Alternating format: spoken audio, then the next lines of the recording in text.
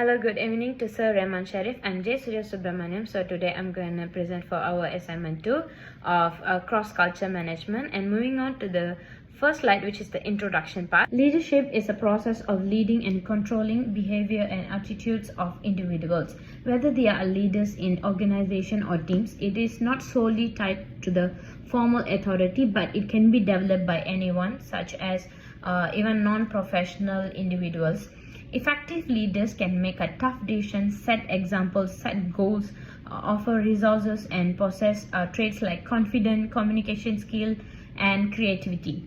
Strong leaders is a crucial essential part in business success and involve fostering teamwork, resolving challenges, and promoting innovation.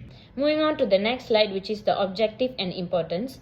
Good leadership can create a good communication between leaders and employees, decision-making style of the leaders, motivating employees, and managing a good balanced team, and creates self-awareness among the employee. And about the importance, a good leadership can create a better work environment. It also improves the productivity, increases the efficiency among the employees, and decrease the mistake of leaders and also employees. And also it sets a good example for others who may follow the same path to create a successful organization. And moving on to the next slide, which is the leadership of Malaysian firm. The first point of Malaysian leadership is hierarchical and authoritative leadership, where the Malaysian company always emphasizes the structure, hierarchy, authority, which reflects the cultural values and respecting the seniority and experience. Decision making is a typical centralized, where the leaders make the strategic choices and employees following the directive. This approach promotes a stability but can impede the communication and innovation. The second point is participative and relationship-oriented leadership, where the Malaysian leadership values the relationship and collaboration, prioritizing harmony and teamwork. Leaders also seek input and balance authority with empathy, acting as parental figures to guide and support the employees. The third point is adaptive leadership in multicultural context, where Malaysia is a diverse workforce, requires leaders to use the adaptive leadership and showing flexibility and cultural sensitivity to the employees, understanding the cultural differences and promoting inclusivity, fosters and unity and respect within the teams. And the fourth one is servant leadership, where the Malaysian business valuing employee needs and empowerment, and they also focuses on supporting team growth through resources and removing obstacles. This approach boosts employee satisfaction and productivity and also organizational loyalty. And the last one is transformational leadership, where Malaysian firms are adopting transformation leadership in global market, and they inspire adaptability, innovation, and personal growth.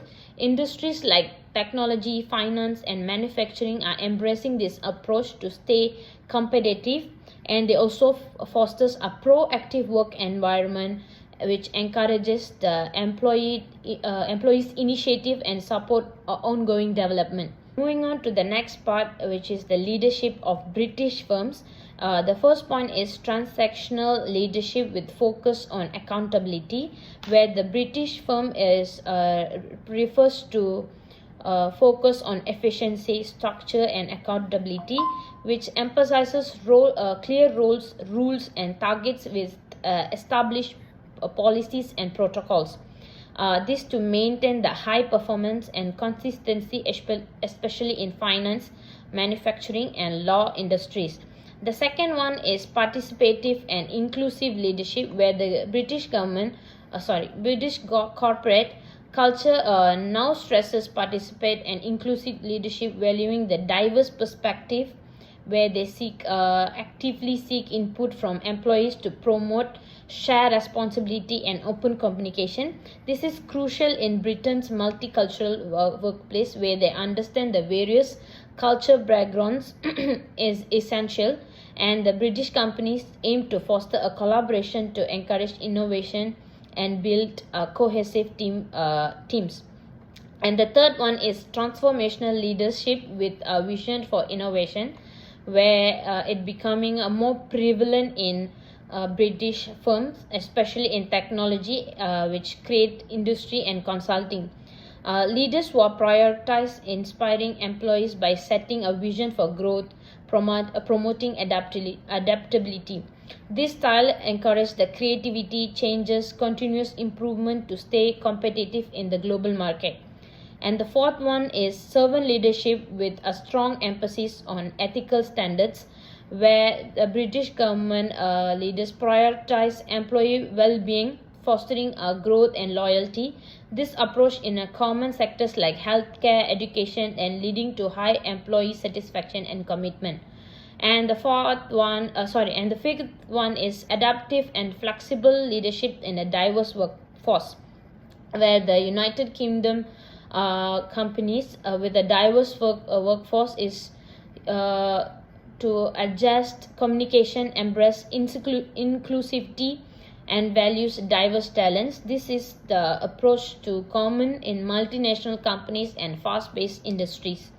And moving on to the next slide, which is the difference in between Malaysian and British firm. First point is hierarchy and power distance, where in Malaysia leadership values a high power distance with clear hierarchy and respect for seniority, and decisions are centralized. Employees defer to senior leaders for guidance.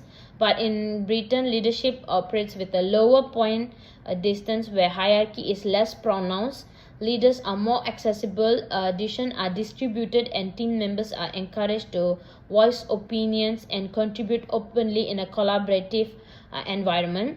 The second point is relationship versus task orientation, where the Malaysian leadership values relationship harmony, emphasizing strong interpersonal connection for team cohesion. In a contrast, British leaders prioritize task completion, efficiency, and productivity, sometimes at the expense of building a relationship which may seem less personal to Malaysian employees. The third point is communication style. In Malaysia, communication in firms tends to be indirective, using subtle language to maintain harmony and avoid a discomfort, where employees may hesitate or to challenge to leadership openly. But in British, the communication is more direct and transparent with the leaders by giving a straightforward feedback and encouraging open expression for opinions. The fourth one is participative versus authoritative decision making, where in Malaysia leaders value the participative approaches but still make final decision to maintain the authority. But in British, leaders can lean towards the participative and democratic approaches, where it encourages the team input and shared decision making to empower the employees. And the fifth one is servant leadership and employee support, where in Malaysia the servant leadership is prevalent in company, with the leaders focusing on employee well-being and growth. But in Britain, they support employee but have a more goal-oriented and performance-driven approach, where British emphasizes employee autonomy and self-direction. And moving on to the next part, which is the findings and conclusion. Findings part, this paper discusses the different leadership styles of Malaysian and British firm, and it's shaped by the cultural and organizational context. While both value effective leadership, but they differ in team interaction, decision making, authority handling. British firms entering Malaysia should be adapt leadership styles by maintaining authority with inclusivity and building positive relationship, using indirect communication for feedback, and balancing task force with relational support. By adjusting to these differences, British company can achieve better organizational integration, increase employee engagement, loyalty, and improve cultural alignment in Malaysia. The next part, which is the conclusion. Leadership styles in British and Malaysia are influenced by cultural, social, and organizational factor. British leadership is egalitarian and task-oriented with open communication, but Malaysian leadership is hierarchical and relationship-oriented, which brings harmony and respect. British films may enter Malaysian should consider incorporating Malaysian practices to build trust and align with local expectation. And that's all from me. Thank you.